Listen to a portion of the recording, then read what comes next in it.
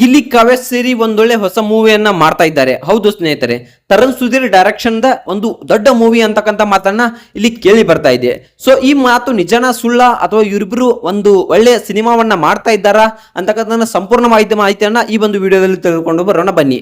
ಹೌದು ಸ್ನೇಹಿತರೆ, ತರುಣ್ ಸುಧೀರ್ ಅವರು ಗಿಲ್ಲಿ ಹಾಗೆ ಕಾವ್ಯ ಅವರನ್ನ ಇಟ್ಕೊಂಡು ಒಂದು ಮೂವಿ ಮಾಡಬೇಕು ಅಂತ ತುಂಬಾನೇ ಒಂದು ಆಸೆಯನ್ನ ಇಟ್ಕೊಂಡಿದ್ದಾರೆ. ಹಾಗೆ ಅವರಷ್ಟೇ ಅಲ್ಲ, ಎಲ್ಲ ಡೈರೆಕ್ಟರ್ಗಳು ಕೂಡ ಒಂದು ಆಸೆಯನ್ನ ಇಟ್ಕೊಂಡಿದ್ದಾರೆ.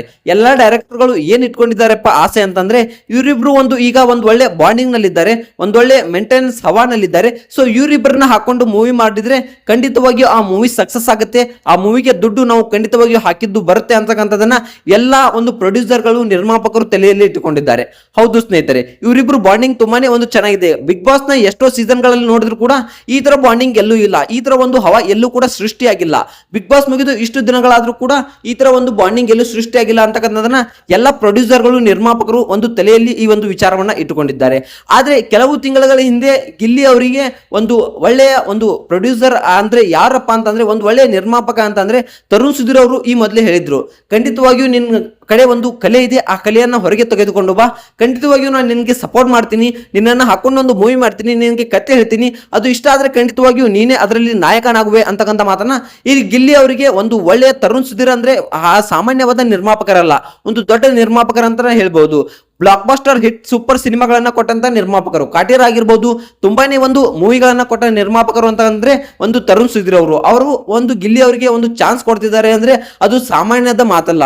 ಹೌದು ಸ್ನೇಹಿತರೆ, ಸೊ ಈ ರೀತಿಯಾಗಿ ಗಿಲ್ಲಿ ಅವರಿಗೆ ಒಂದು ತರುಣ್ ಸುಧೀರ್ ಅವರು ಹೇಳ್ತಾರೆ. ಆಗ ಗಿಲ್ಲಿ ಅವರು ಏನ್ ಹೇಳಿದ್ರಪ್ಪ ಅಂತಂದ್ರೆ, ಖಂಡಿತವಾಗಿಯೂ ಸರ್ ನಾನು ಸ್ವಲ್ಪ ಬಿಸಿ ಶೆಡ್ಯೂಲ್ ನಲ್ಲಿ ಇದ್ದೀನಿ, ನನಗೆ ಕಾರ್ಯಕ್ರಮಗಳಿವೆ, ನಾನು ಕಾರ್ಯಕ್ರಮ ಮುಗಿಸಿಕೊಂಡು ಏನು ಅನ್ನೋದನ್ನ ಒಂದು ಯೋಚನೆಯನ್ನ ಮಾಡಿ ಹೇಳ್ತೀನಿ ಅಂತಕ್ಕಂಥ ಮಾತನ್ನ ಇಲ್ಲಿ ಗಿಲ್ಲಿ ಅವರು ತರುಣ್ ಸುಧೀರ್ ಅವರಿಗೆ ಹೇಳಿದ್ದಾರೆ. ಹಾಗೆ ತರುಣ್ ಸುಧೀರ್ ಅವರು ಏನ್ ಹೇಳಿದ್ರಪ್ಪ ಅಂತಂದ್ರೆ, ಇದಕ್ಕೆ ಪ್ರತ್ಯುತ್ತರವಾಗಿ ಖಂಡಿತವಾಗಿಯೂ ಗಿಲ್ಲಿ ಈ ಪ್ರೀತಿ ಪ್ರೋತ್ಸಾಹ ಒಂದು ಕೊನೆವರೆಗೂ ನಿನಗೆ ಸಿಗೋದಿಲ್ಲ, ಬಿಗ್ ಬಾಸ್ ಮುಗಿದುಕೊಂಡು ಬಂದ್ಮೇಲೆ ನಿನಗೆ ಆ ಪ್ರೀತಿ ಪ್ರೋತ್ಸಾಹ ಎಲ್ರಿಗೂ ಸಿಗಲ್ಲ, ನಿನಗೆ ಸಿಕ್ಕಿದೆ, ಖಂಡಿತವಾಗಿಯೂ ಅದನ್ನ ಎಂಜಾಯ್ ಮಾಡು, ಮತ್ತೆ ಮುಂದಿನ ದಿನಗಳಲ್ಲಿ ನಾವು ಒಂದು ಒಳ್ಳೆ ಈ ಒಂದು 2-3 ತಿಂಗಳ ಕಾಲ, ಇನ್ನೊಂದು 5-6 ತಿಂಗಳ ಕಾಲ ಈ ಒಂದು ಕಾರ್ಯಕ್ರಮಗಳನ್ನ ಅಟೆಂಡ್ ಆಗು, ಆ ಪ್ರೀತಿಯನ್ನ ನೋಡು, ಒಂದು ಬೆಳಿ ಅಂತಕ್ಕಂಥ ಮಾತನ್ನ ಇಲ್ಲಿ ಹೇಳಿದ್ದಾರೆ.